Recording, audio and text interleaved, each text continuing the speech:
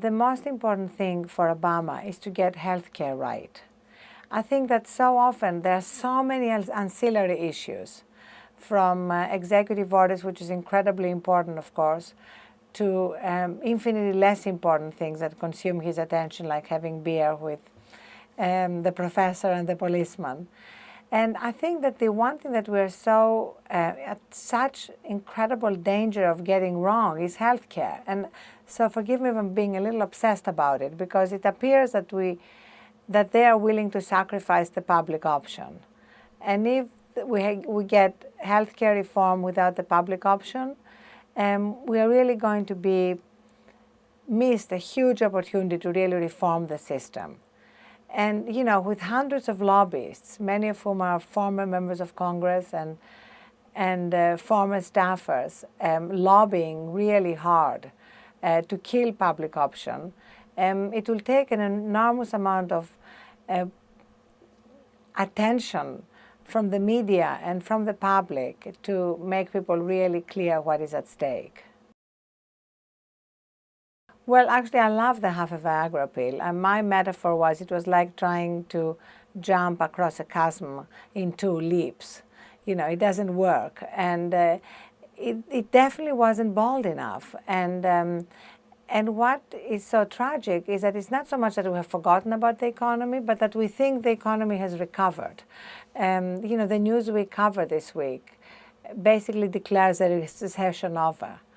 And it's as though we're living in two universes. The Wall Street universe, where Goldman Sachs and Citi are making multi-billion-dollar profits, and the universe of real Americans who are losing their jobs, whose homes are being foreclosed at the rate of $300,000 a month, who are facing unprecedented credit card defaults, bankruptcies, and costs, the opportunity cost of what's happening around the states with major cuts at so many services. We thought we put Enron and WorldCom and everything behind us, and here we are 6 years later, and the financial system is still just as shaky, and yet we're having a sort of victory dance on top of the system without any fundamental reform, except the stakes are so much higher.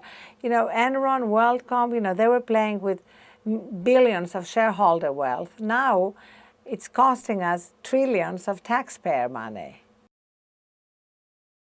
Well, Obama, I think, made a mistake in picking Larry Summers and Tim Geithner to lead his economic team, because they are Wall Street creatures. Remember, Larry Summers was instrumental in the sort of repeal of the Glass-Steagall Act, which really would have prevented a lot of what happened, a lot of this creation of these too-big-to-fail institutions.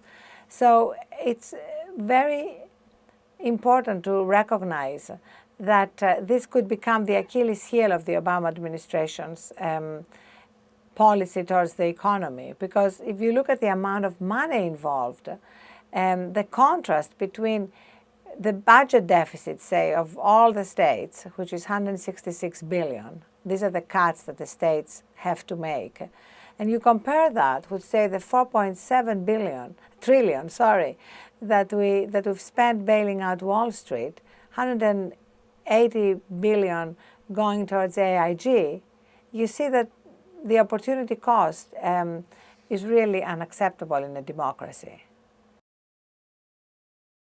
No, I don't think it's lost relevance. I think a lot will depend on what the Attorney General, what Holder will do.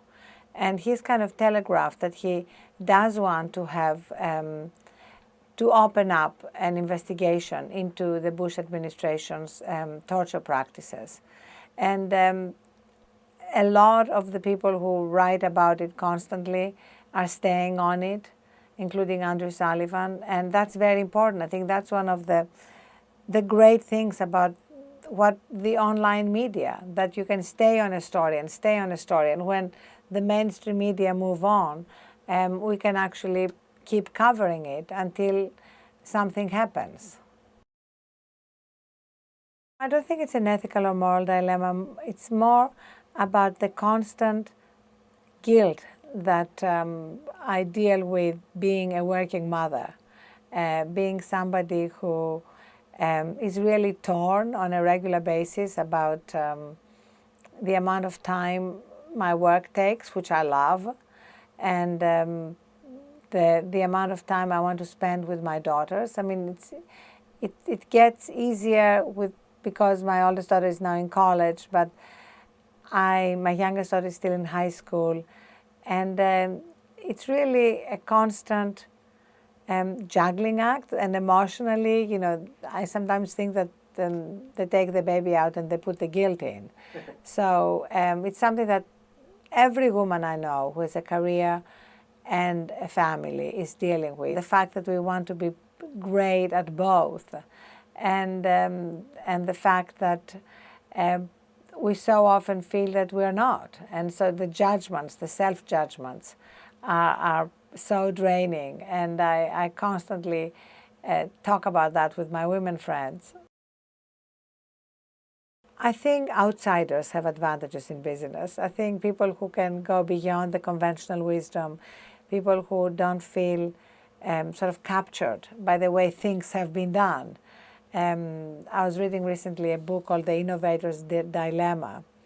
And Christensen, the author, writes about how very successful companies often have a really hard time with new technologies, with innovations, because they've been very successful with all technologies.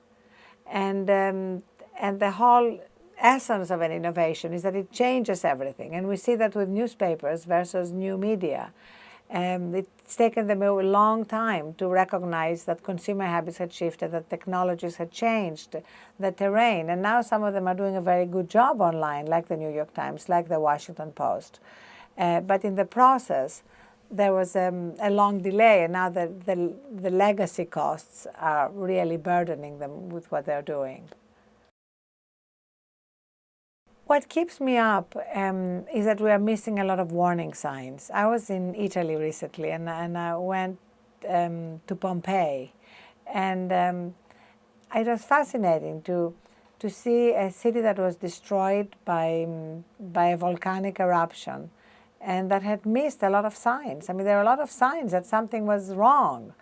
There had been an earlier earthquake.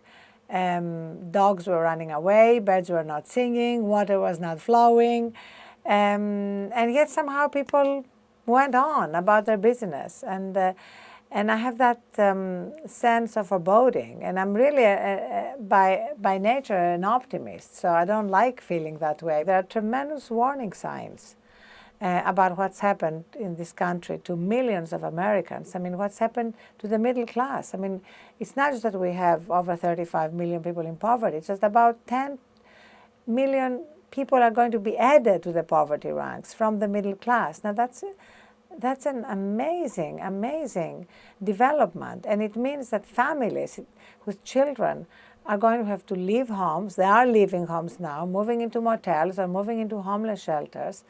And what are we doing by not moving that to the forefront of our agenda and our preoccupations? And of course, healthcare is a big part of it, because half of the bankruptcies in this country are because of healthcare costs. So not looking and not listening to warning signs that are there is what keeps me up at night. And I don't want to sound like Cassandra, because it's not fun being Cassandra. But we all need to remember that Cassandra was right, and the cheerleading Trojans were wrong and very dead at the end.